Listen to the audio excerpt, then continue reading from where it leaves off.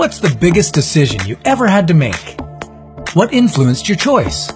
Did you consider the facts, analyze the data, weigh the pros and cons, or did you just know?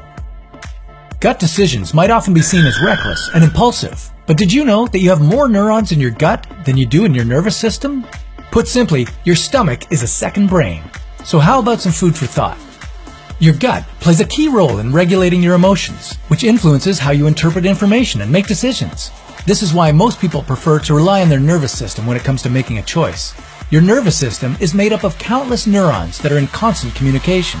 These nerve cells receive data from sensory receptors, send that information to your brain for processing, and facilitate your brain's response. This three-step system sounds simple enough: receive, process, and react. But is it well equipped for the kind of world we live in today? Humans are served with roughly 5,000 ads every day. With so many things competing for our attention, how does our nervous system handle it all without getting overwhelmed? The truth is, our nervous system gets a little help from its twin brother in the gut, the enteric nervous system. While they may not be identical twins, the enteric nervous system is often referred to as your second brain, since it performs similar functions to your nervous system.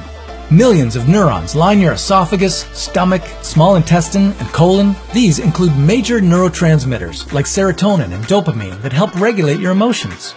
These neurons talk frequently with the brain, but they're powerful enough to act on their own accord, which may explain why you're suddenly craving a cheeseburger, or why you're suddenly having a bad feeling about this.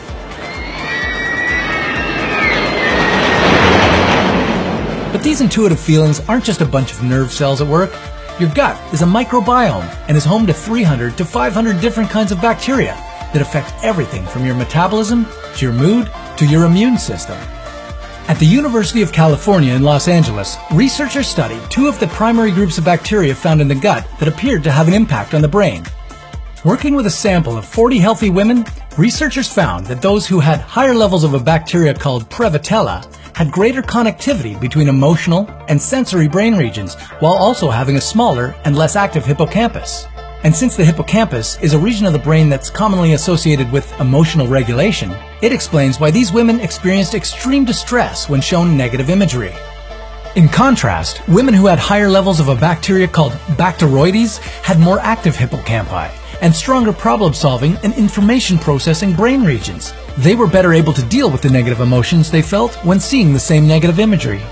All this goes to show that your gut, meaning the bacteria and neurons it houses, has a direct influence on your mental state and how your brain processes information. And while it would seem to have a mind of its own, you can still have an impact on how your gut thinks. Your diet, for example, can influence the kind of bacteria that grows and prospers in your gut's microbiome, meaning that based on what you eat, you can nurture the types of bacteria that produce positive emotions like happiness and confidence. And studies have proven that increased positivity produces stronger decision-making abilities. So now that you know it's not just butterflies in your belly, how will you make your next big decision? How will you feed your gut going forward? Is it better to have a happy meal or a meal that will make you happy? We'll leave that up to you, but it's never a bad idea to think twice about what you put in your body. After all, you've got two brains. Why not use them?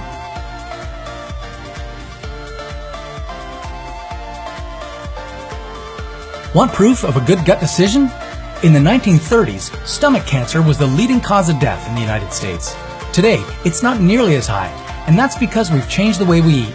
As refrigeration became more popular, more fresh fruits and vegetables became available, and we didn't have to eat as much salted and smoked meats. That said, a little indulgence never killed anybody either.